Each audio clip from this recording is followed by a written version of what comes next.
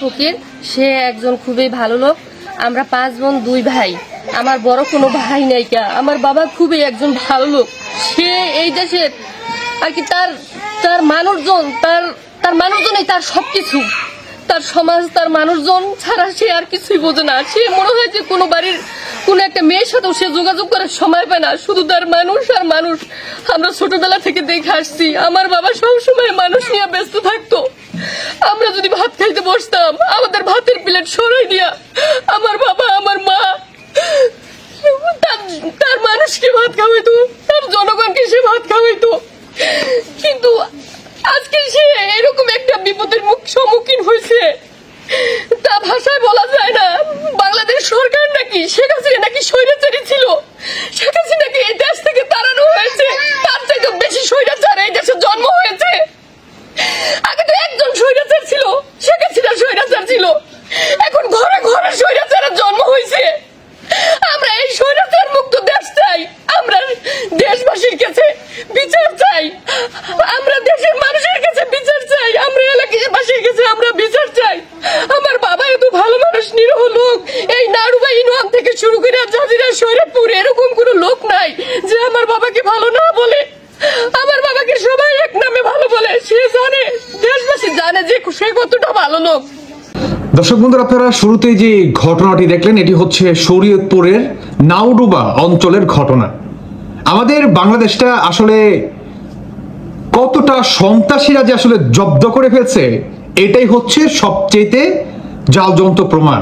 আপনাদের চোখের সামনেই ভাবা যায়, মানে বাপে হচ্ছে আপনার বিএনপির সাবেক চেয়ারম্যান ছিল আর তার পুত্র হচ্ছে এনসিপির নেতা। ভাবেন একটাবার মানে এরা দেশটাকে আসলে কোথায় নিয়ে যেতে যাচ্ছে, কোথায় ককটেল মারতেছে। ভাবেন প্রকাশ্যে স্যান্ডপেন নিয়ে, মানে এলাকাবাসীর উপর হামলা, তাদের আধিপত্য ধরে রাখার জন্য। ভাবা যায় যে বোনটির আপনারা কান্না শুনলেন এটি হচ্ছে তার বাবাকে নৃশংসভাবে কোপায় এই বাপ বেটা।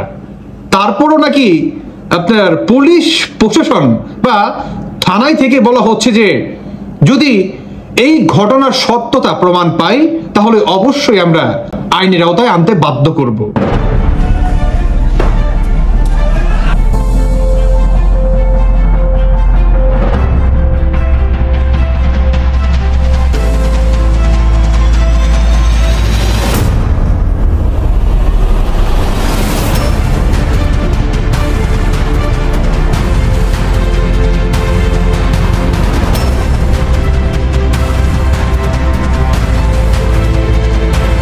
আমরা বর্তমানে একটা মসজিদ উঠে চাইতেছে দেখে সে আমার উঠাইতে দেয় না। হে খালি হুমকি দেয়, মানে উম করে পাড়া হে মসজিদ উঠাইতে দেয় না। হ্যাঁ যদি সব লাগে তা আমাকে কি লাগবো, আমাকে 300 গড় 320 একটা মসজিদ লাগে না, হে মসজিদ উঠে দিব না। পরে হারা বাপ পুত্র আইসে, ঠাকুর ডাকায়ও নাই। মেম্বর লতিফের পোলায় আর 2 ছেলেরে নিয়ে আইসে, কেউ ডাকা না, হেরা ইচ্ছা করে আইসে। ঠাকুর দেখে মানে পাশের লোকেরা চেয়ার ছেড়া দিছে।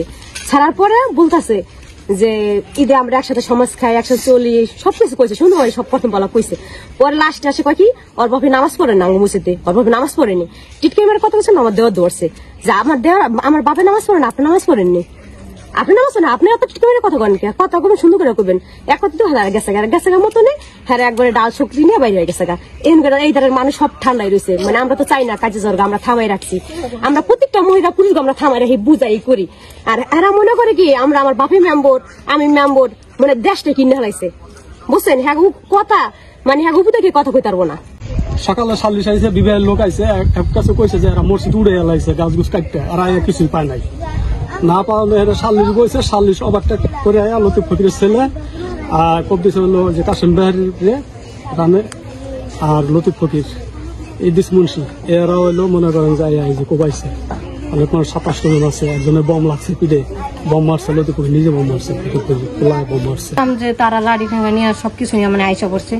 আমার চাচা হ্যাঁ কাসেম বাড়ির ছেলে এরা আসছে, আসার পরে দেখি লাঠি নিয়ে এরা গেছে, চাকা চারা ফিকছে, বম ফিকছে। তাদের বম যে ফিকছে এগুলো ভিডিও করা আছে, তাদের হাতে বম ছিল, ভিডিও আছে।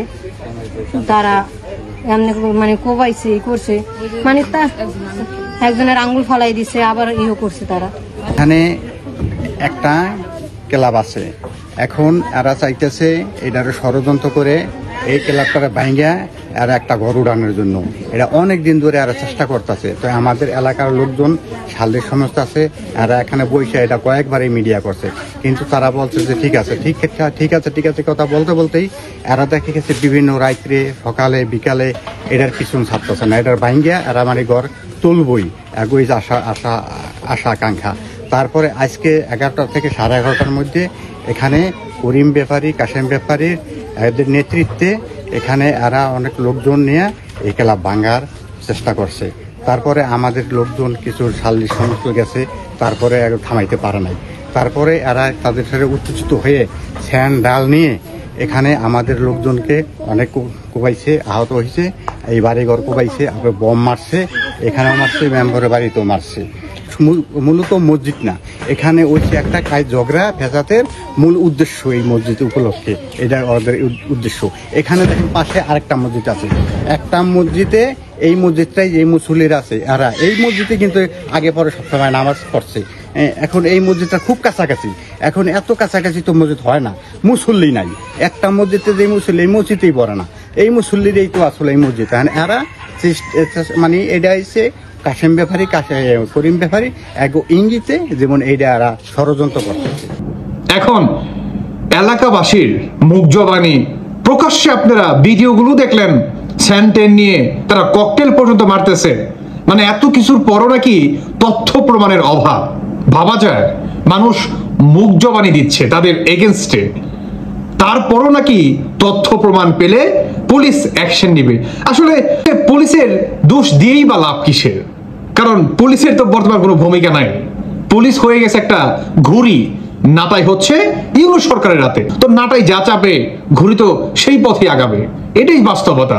এখন পশ্চিম দিকে যাবে না দক্ষিণ দিকে যাবে সেটা নাটাই ডিসাইড করবে, তাই নয় কি?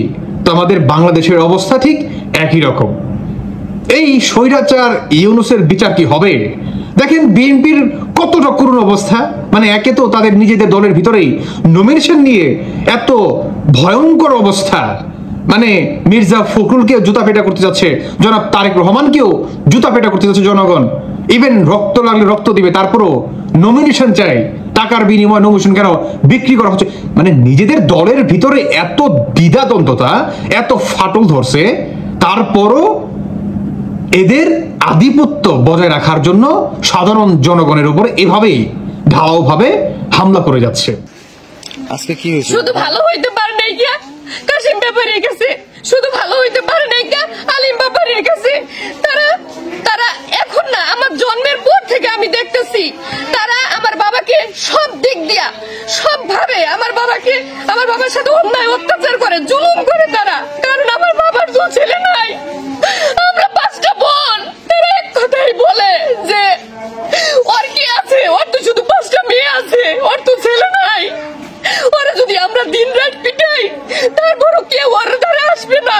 আমি দেশবাসীর কাছে বিচার চাই। আমার বাবা নিরীহ হয়ে গিয়ে আমার বাবা অন্যায় করছে, আমার বাবা ভুল করছে। কেন এত অন্যায়, কেন এত অবিচার? দেশে কি মানুষ থাকতে পারবে না? সাধারণ মানুষ কি দেশে থাকতে পারবে না? সাধারণ মানুষের কি কোনো স্বাধীনতা নেই? তারা কি স্বাধীনভাবে বাঁচতে পারে না? আমরা তো ভাবছিলাম স্বৈরাচার বুঝি শেষ হয়ে গেছে। না, স্বৈরাচার শেষ হয়নি, স্বৈরাচারের ঘরে ঘরে জন্ম হয়েছে। মিথ্যা, অবিচার, ব্যভিচারের দেশ ভরে গেছে। আমরা এরকম দেশ চাই নাই, আমরা স্বাধীন দেশে স্বাধীনভাবে বাঁচতে চাই। আলিম ব্যাপারীর ছেলে, কাশিম ব্যাপারীর ছেলে, তারা প্রচুর পরিমাণে অন্যায় অত্যাচার করে। সুরাত ফকিরের ছেলে জসিম, অ্যাডভোকেট জুয়েস, ওরা জুয়েসের ক্ষমতা দেখায়, বলে আমাদের কেউ নাই। আমার বাবার নাকি গরিব, ন্যাংরা, খোঁড়া, কানা নিয়ে আমার বাবা চলে। আমার বাবা তো সমাজে সব সময় কানা, ন্যাংরা, খোঁড়া নিয়েই চলতো। আমার বাবার কোনো বড়লোক দল ছিল না। আমার বাবা কখনোই বড়লোকের সাথে সম্পর্ক রাখে না, করে না। আমার বাবা এতিম, অসহায়, দরিদ্র লোকের সাথে তার ভালো সম্পর্ক। আমার বাবা সব সময় দরিদ্র লোককে ভালোবাসে, বুকে টেনে নেয়, তাকে মায়া করে। আমরাও ঠিক আমার বাবার মতো হয়েছি। আমরা গরিব লোককে ভালোবাসি, অসহায় লোককে আমরা আদর করি। আমরা ওই ওদের মতো স্বৈরাচার নয়। কাশিম ব্যাপারী ছেলে যে স্বৈরাচারী করে, আমরা তার হাত থেকে মুক্তি পেতে চাই। আমরা কাশিম ব্যাপারীর ছেলের বিচার চাই। ওরা কেন এখানে আসে?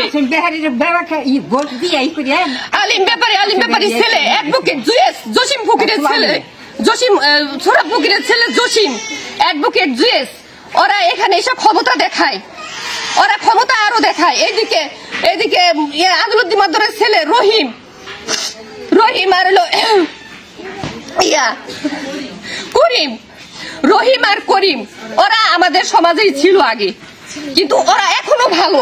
আমি বলি না যে ওরা খারাপ, ওরা আমাদের ছাড়া যায় না। এটা হলো একটা রথ উঠেছে যে মুন্সিরা মাদুররা লতিফ ফকিরের ছাড়া চলে গেছে।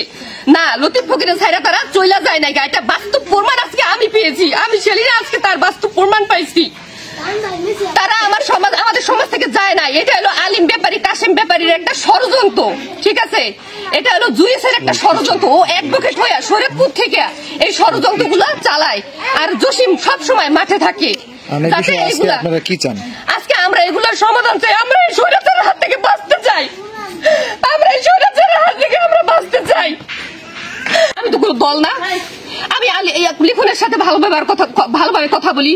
আমি কাশিম ব্যাপারীর সাথে ভালোভাবে কথা বলি। কাশিম ব্যাপারী আমার মুরব্বী, আমি সবসময় তাকে সম্মান দিয়ে কথা বলি। আমার বাবা বেদব জন্ম দেয় নাই, আমার বাবা কখনো বেদবি শিখায় নাই আমাদেরকে।